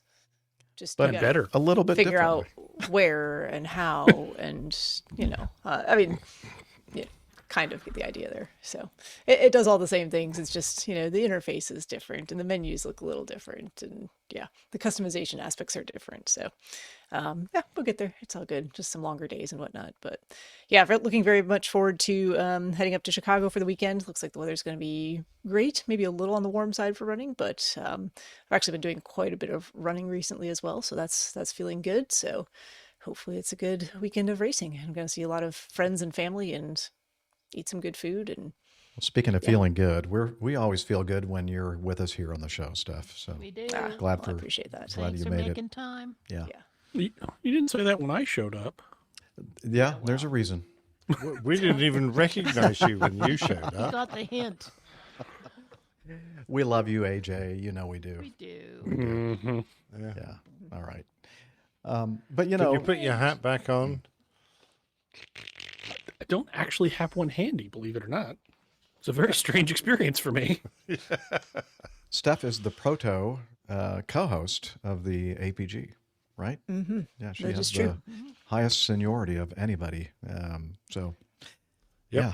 All right. Let's continue then on with, we have some audio feedback sent in from Joe. He's a longtime listener, and he's updating us on what's happening in his life. Hi, Captain Jeff, APG crew. My name is Joe. I'm from down under in Australia. I've written in a handful of times over the years. I'm more of a lurker than a contributor. I apologise for that. I'm currently sitting at episode 41 of the APG show. Yes, I'm back in the archives. And in case anyone was interested, that was recorded nearly 13 years ago. My reason for the feedback today is that I'm finally ready to make the plunge into the world of aviation. I'll try to keep this short and sweet. As a child, as a teenager, I was always enamored with aircraft, and I always found myself looking up at the sky whenever something flew overhead. I took a few flight lessons, and then I discovered that I was colorblind. I thought that was it. I thought the dream was over. So I reverted to watching them fly overhead again and playing Flight Simulator. Fast forward a number of years, I joined the Air Force to get as close to planes as I could. With that came, so far, the ultimate opportunity that I've had, which was to ride in the jump seat of a maritime patrol aircraft, a 737 essentially, for a maritime patrol mission and the landing. It was, hands down, the number one experience I've had in this organisation so far. My final fast forward for this feedback is 2 years from that P8 experience, two things happened in my life. One, I had a rather life-changing family event occur, which has urged me to reconsider what I am doing with my life. And number two, I finally passed a colour assessment diagnosis, which means that I am permitted to obtain a Class 1 medical and fly commercially, which is super exciting. Now, I'm in the final parts of financially planning out my course of action to begin the flight training without incurring any crippling debt, as well as negotiating a flexible work plan that will allow me to maintain an income while facilitating frequent flying to avoid any skill or learning attrition. If anyone has any advice, words of wisdom or encouragement, please send them my way. Likewise, if there are any Aussie listeners that would like to chat, meet up, or network, again, I would love the opportunity to do so. Finally, it is incredible to see how far your show has come over the years, and it really proves that persistence pays off. I've listened well into the 200s and 300s of the episodes. I'm probably not up to date, but seeing the growth from where I am currently listening from, episode 40, to where you are now, is incredible. So thank you for all the time you spend producing the content. And I'm sure I'll be in touch soon, as I'll have many questions to pose to the community as I go through my training. So I'll speak to you soon. All the best. Blue skies and tailwinds. Wow. Great feedback, Joe. Thanks so much for sending that in, and congratulations on this brilliant huge life job. change of yours. Taking the plunge. Mm-hmm. Yeah. I tell you what, it's so rewarding to hear from people in our community, especially longtime listeners like you.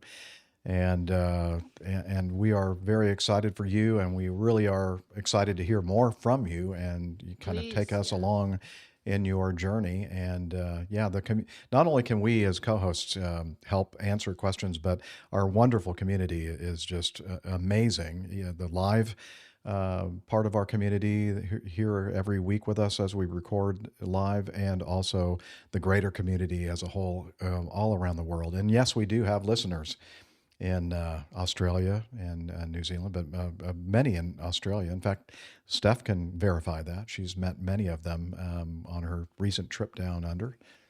I met one on my trip down under, but I've just met one. Others actually here in Oshkosh. Okay, they're just two, actually. There are like four. Four. Okay. There's plenty. Well, that's double the amount that I thought. No, I think that there are a lot more than that, actually. I think we can definitely think of several, that are close-knit part of our community in Australia.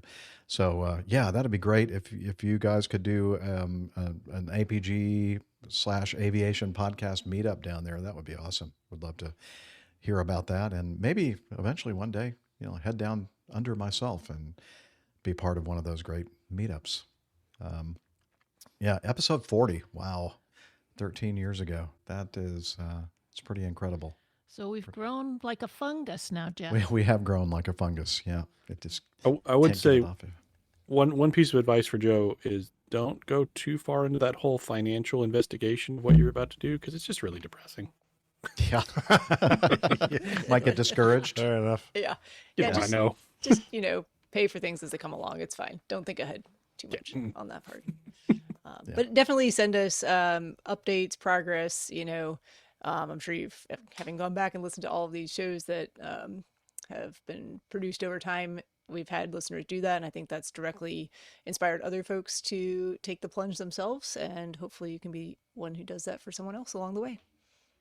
And it's especially just starting out, start off writing down notes and stuff in your logbook of your flights, interesting things you saw or things you Jeff, experienced. let's skip number 7 and go 8 and 9, and then I've we'll really see where we're enjoyed going at. back 8 and 9. I didn't do that nearly as much as I should have, but going back and looking at older pages of the logbook and just remembering those flights and people I got to fly with and that kind of stuff is really, really cool. So if you start doing that at the beginning, you'll get a lot of cool memories out of it. Good advice.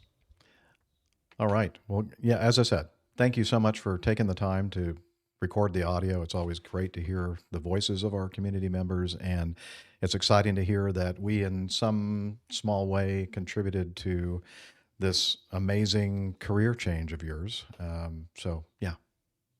Don't forget to send us more updates.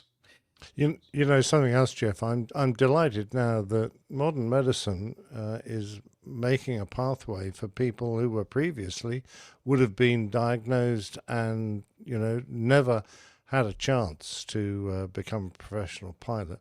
Now that tests are becoming more specific and people are understanding more about various ailments, color blindness being the one we're currently thinking about.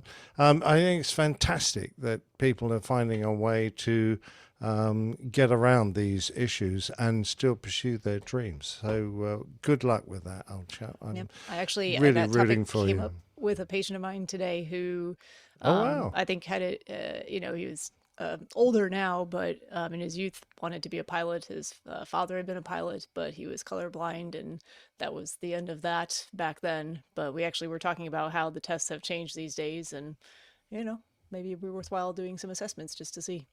Over the years on this show, we've actually had this same kind of a situation where the Ishikara or whatever test that people were using for decades, they finally realized that, well, that's not the only test that determines whether or not you have whatever it takes to to get over that color blindness speed bump. And we've had a few people over the years actually say, hey, turns out if you find the right doctor and they know about some of these other tests, that what you once thought was a dead end is sometimes just another door opening.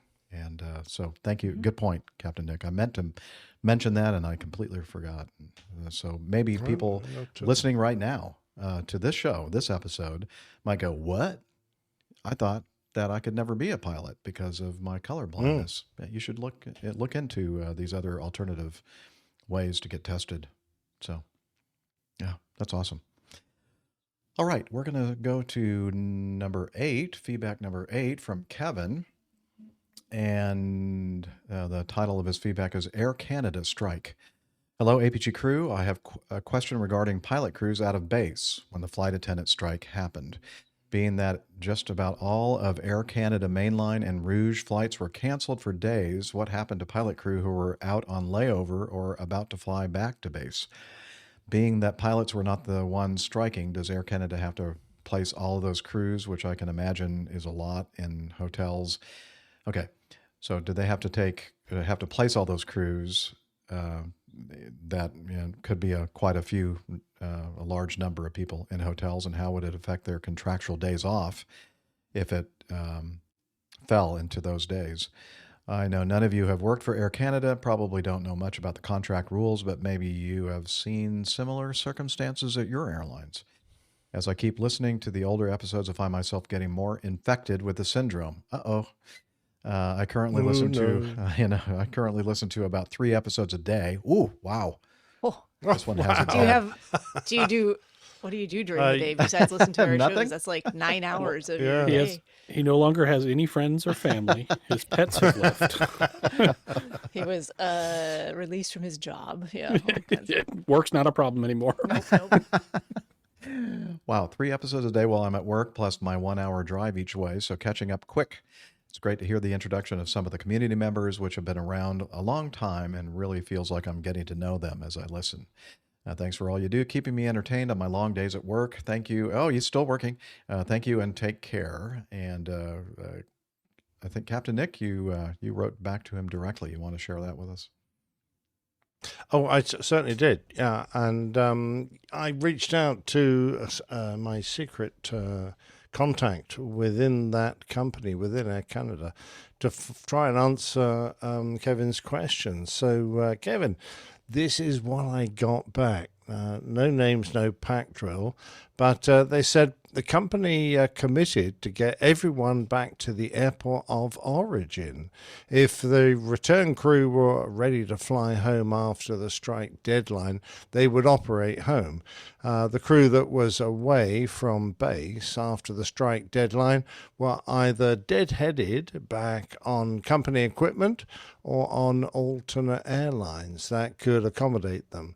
They were promised that hotels and expenses would continue, which I think is really good if you're stuck away. I think there are a few glitches where the crew hotel had no capacity beyond the original crew booking date, except that there were situations where the flight attendants were kicked out of the hotel and pilots not. Well, that's pretty dreadful. I'm sure the pilots would have happily shared their bedrooms with the flight attendants. That would normally happen. We're all very generous. Anyway, they usually are. Those Canadians, generous to a T. But alternate accommodation was found. There were a couple of stories where pilots double up. Yeah, you see, I told you so. Where pilots doubled up in hotel rooms to allow flight attendants to share their beds. I'm sorry, to share the empty room. Okay. Pilots would have been treated the same as flight attendants. The airline cancelled all flights for 48 to 72 hours. So after the flight attendants were ordered back to work by the government, it took 5 to 10 days to ramp up the full schedule. The pilots, of course, weren't actually on strike. It was just the flight attendants. But the pilots supported the picket lines and bought pizzas and cookies. Oh, they're such nice guys. And they walked the line, but were not allowed to wear identifying badges and belts, etc. Caveat. This is not to be considered definitively accurate, since the remarks are simply from observation of the circumstances at the time. So thank you very much, my secret contact. Of course, the situation has calmed down a bit now. I gather that the flight attendants have sort of agreed an interim raise of pay and conditions, but it still hasn't been fully settled to my knowledge. But they're all back at work, and I think they've got about a 4-year deal, and started with a wage increase for the flight attendants of 8 to 12%, which is quite reasonable, but not as much as they were hoping for, since they have suffered badly over the years. And I think they're now being paid. They only used to get paid when they flew. So if they came to work and for some reason the flight was cancelled, I don't think they got any money at all. So I think that has changed now, and which is, I think, good that happened. Because if you come to work, I think you should get paid something. It's ridiculous, but there you go. I think that's a fair exchange. Work provided and getting compensated in some way. Yeah, I'll put my uniform on and I've come to work. It's not my fault. You haven't provided me with an airplane.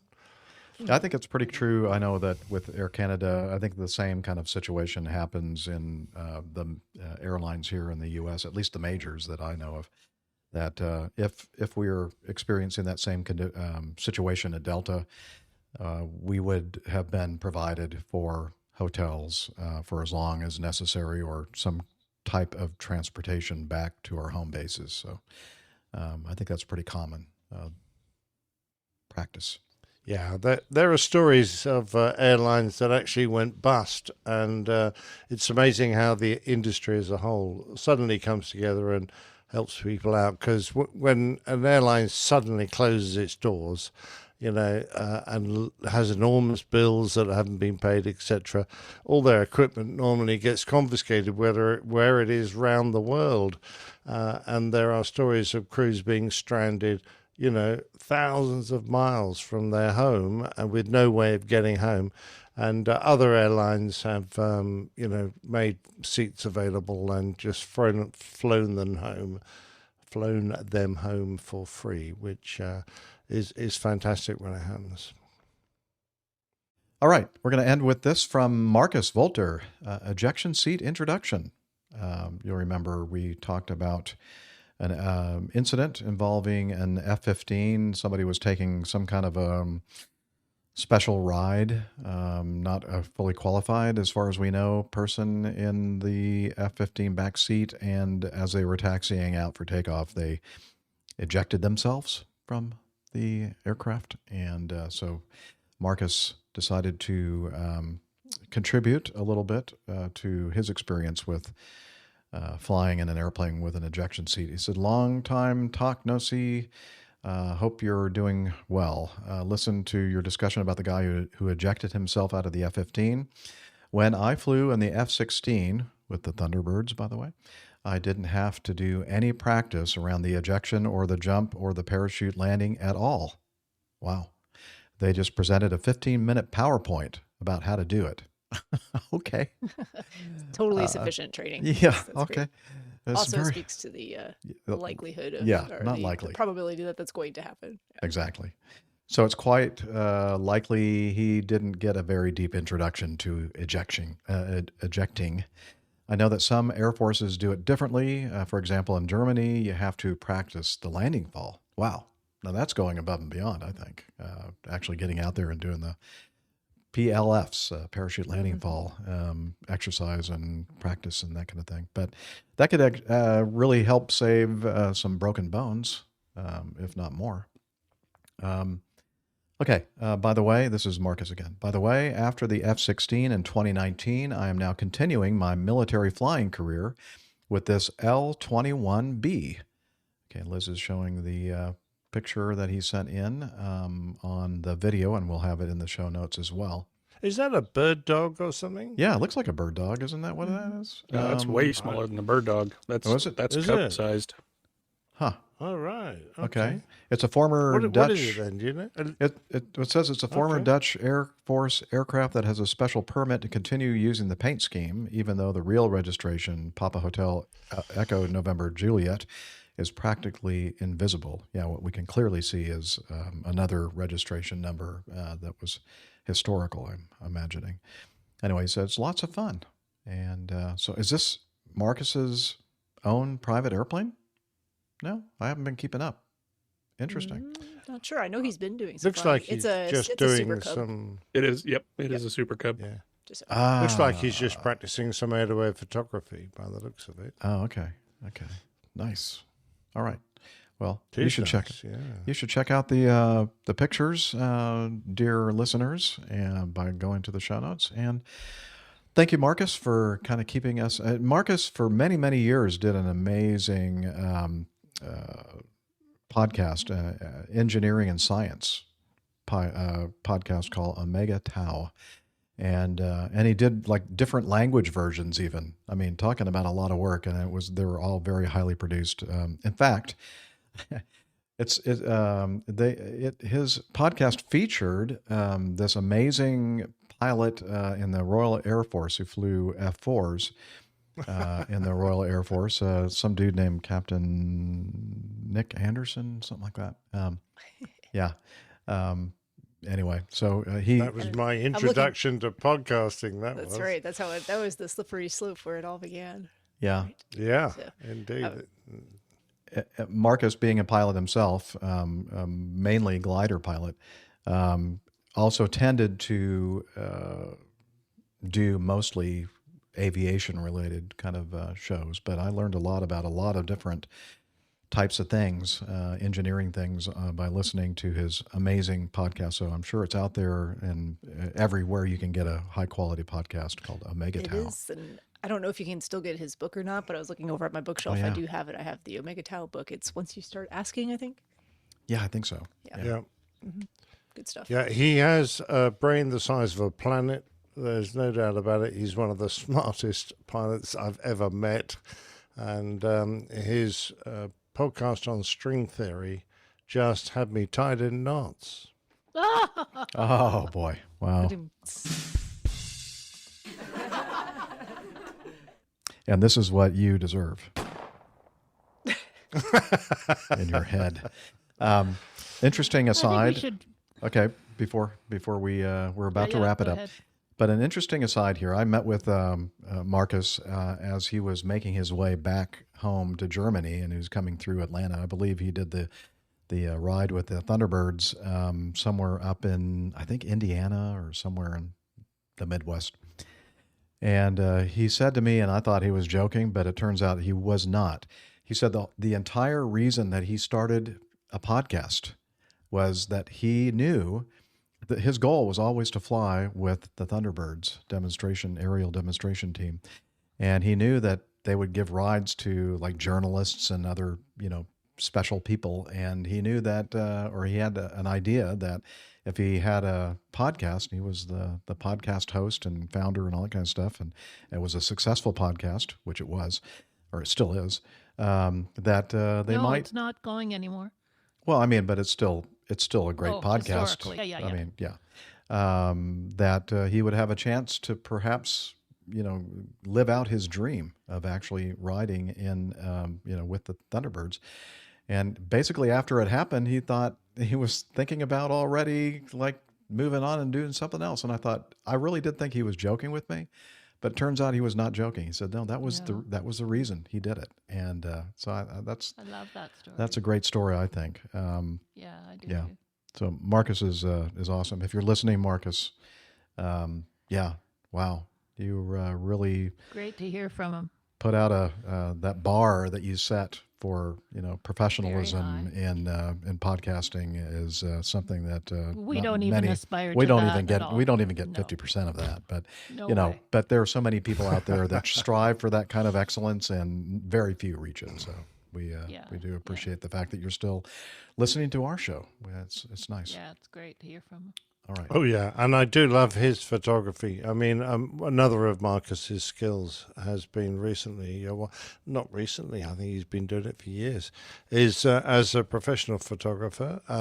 He's does more air-to-air photography now than I've ever seen him, but I see a lot of his industrial photography. So he's done a lot of dogs lately, too. Trains and cranes and heavy machinery and installations. And it's beautiful stuff. Absolutely fantastic. I really admire him. And one more aside before we wrap this up, Liz, and I've shared this with the audience before, but if you're new, you may not have heard me tell you the story, but I am such an idiot and operating at 50% brain power that thanks, Liz, you didn't have to, reinforce that. But so when Captain Nick started sending, because he just mentioned that's how he got into this world of podcasting, and then he found our podcast and started sending us audio feedback, and I never made the connection that this Captain Nick Anderson was the same Captain Nick Anderson as the guy that Markus interviewed for his Omega Tau podcast. And I think it was in the middle of a show that you had said something about being on his, being interviewed by Markus, and I went, oh, what? Oh, that like I made the connection finally, like years later. And he said, and I think he'll tell you again right now, that he thought that was the reason why we invited Captain Nick to be a co-host on the show. And no, had nothing to do with it. Had nothing to do with it. It was all that great audio feedback that you sent in. That's why, in my head. Captain Nick is just that good. He likes beer. He no. scored an interview on Markus's podcast and then landed a co-hosting gig here. Yeah, so there you go.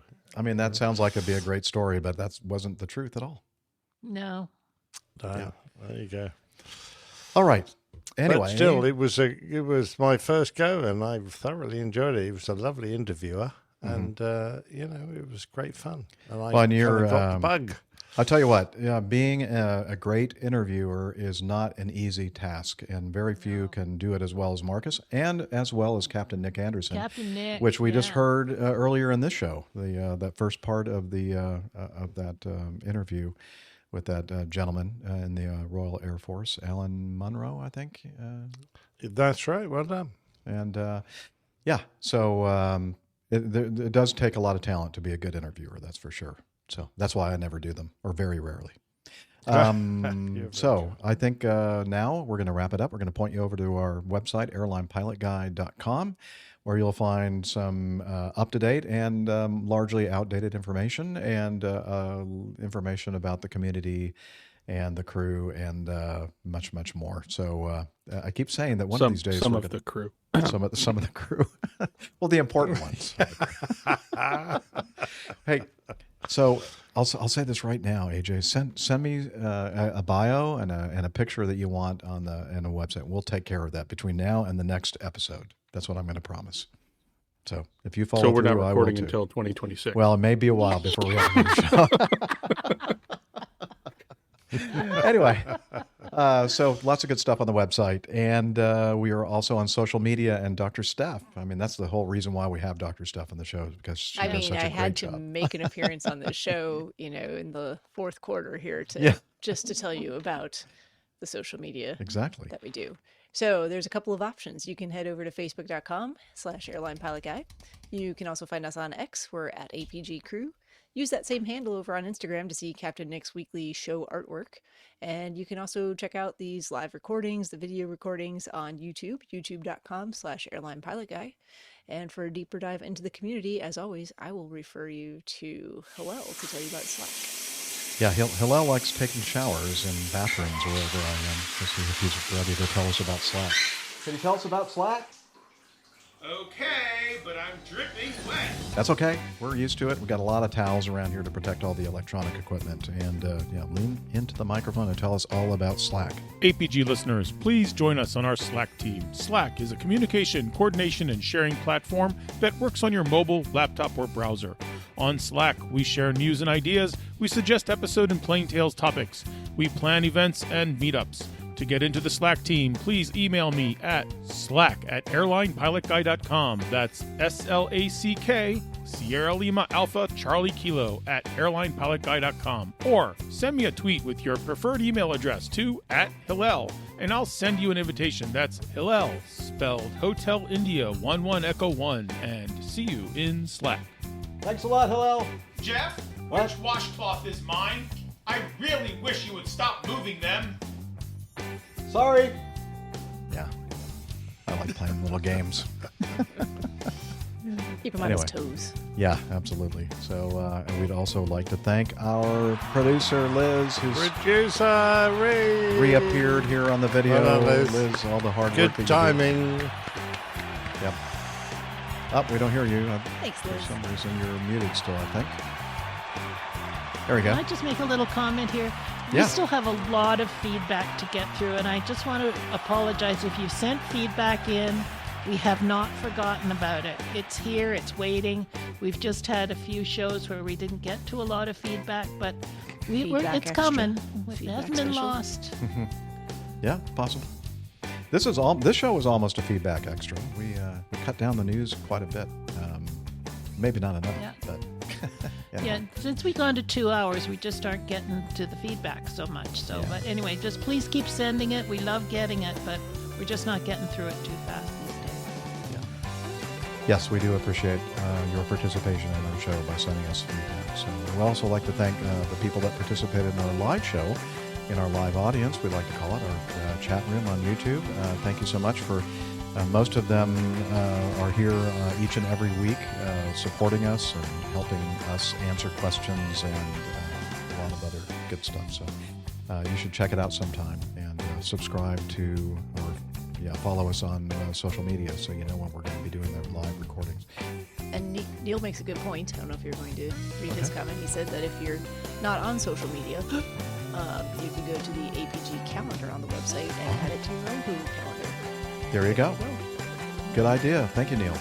Great advice. And many of us are tiring of social media. So we do have a Google calendar called APG Community, and you can add it to your own calendar as well. Let's put it on there as soon as we know when we're going to do it. So. Yeah, awesome. That's just one of the many things that Liz does. So thank you very much, Liz, for that. We do appreciate you. And with that, we are going to wish you clear skies, unlimited visibility, and talons, Douglas. Cheers, y'all. Bye, everybody. You're welcome. See you next time. Yeah, he's up in the sky. It's the airline pilot guy. Good day.